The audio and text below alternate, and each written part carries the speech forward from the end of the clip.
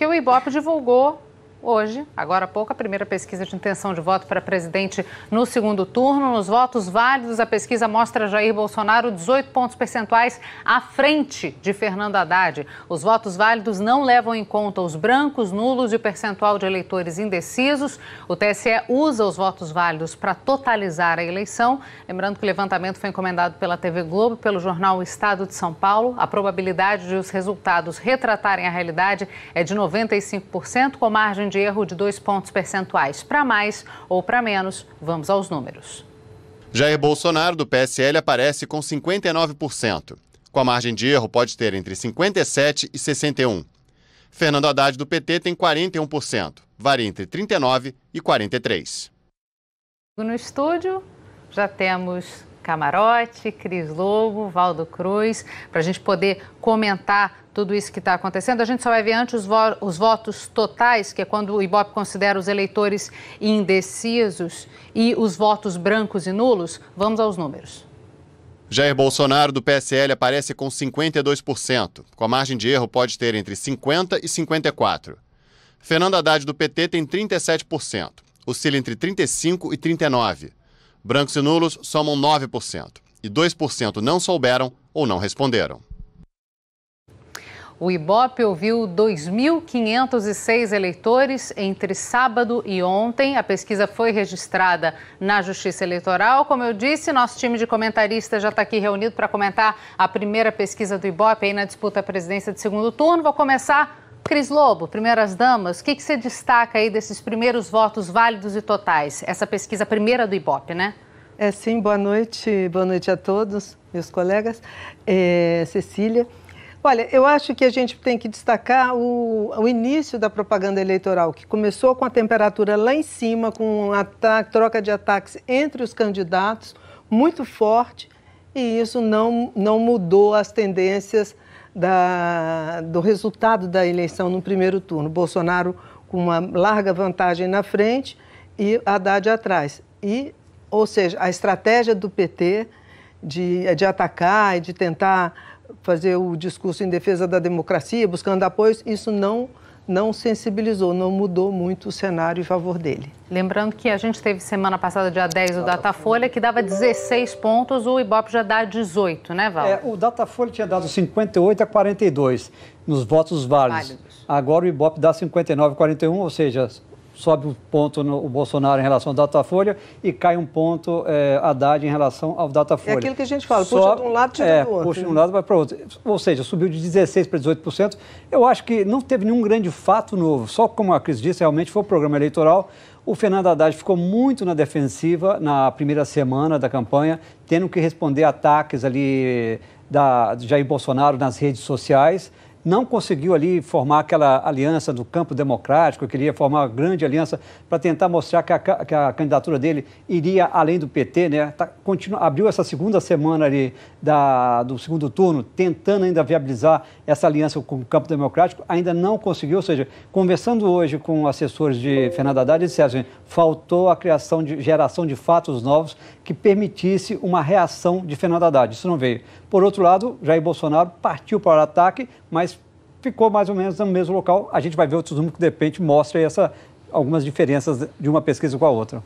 Camarote, só falando sobre votos totais um pouquinho, a gente viu na pesquisa anterior do Datafolha os números que a gente tinha de percentual de nulos e de pessoas que não sabiam, um pouquinho diferente. Dessa vez, o Ibope dá mais gente em votos nulos, né, ou brancos, e não sabe uma diferença grande, né, porque no Datafolha eram 6%, agora são 2%. Primeiro tem que ver que mudou o campo e também a metodologia é diferente. Dito isto, o que a gente vê é que, de fato, você tem uma margem muito segura da campanha hoje do Bolsonaro. Se você pegar aí esse percentual, você dá quase 20 milhões de votos. Então, dependendo ali, lógico, do número de eleitores presentes e da abstenção no dia 28 de outubro, mas é uma margem muito segura.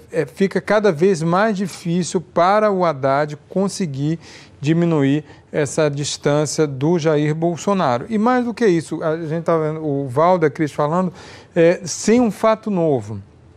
Estava conversando agora com o general Hamilton Mourão, que é o vice da campanha do Jair Bolsonaro. Ele fala até numa linguagem militar. Ele fala, agora é hora de manter a fisionomia da frente.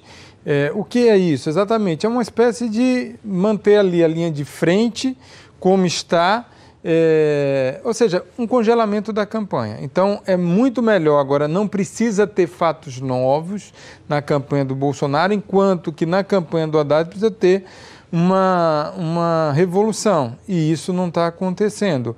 Mais cedo, Andréa Sadi estava aqui com a gente falando um pouco sobre apoios, né, sobre estratégias nesse momento, e comentou apoio de partidos aí que não venceram no primeiro turno e que poderiam participar ou não desse segundo turno. A gente teve Ciro Gomes, por exemplo, que saiu do país e resolveu, de fato, abandonar o barco eleições por enquanto. Isso também tem um impacto aí quando a gente avalia a pesquisa do Ibope, o apoio de partidos? Olha, o primeiro impacto seria se inicialmente todo o centro democrático virou o centrão, né? Mas fosse em peso, né? O centro-esquerda do Brasil se unisse e criasse um fato. Isso não aconteceu na primeira hora. O PT consumiu uma semana inteira atrás desses apoios. Hoje, hoje o senador eleito Jacques Wagner já conversou com o presidente do PDT, Carlos Lupe. O Ciro continua viajando, só vem quinta-feira. Os petistas acham que o PDT está começando a fazer uma inflexão. Fernando Haddad saiu para fazer a gravação com o número do celular do Fernando Henrique no bolso para ligar no caminho. Não dá para saber se já ligou ou não. Mas a essa altura, eu não creio que nada mude. O que pode mudar é a biografia dos que estão sendo procurados. Ele espera também o Joaquim Barbosa.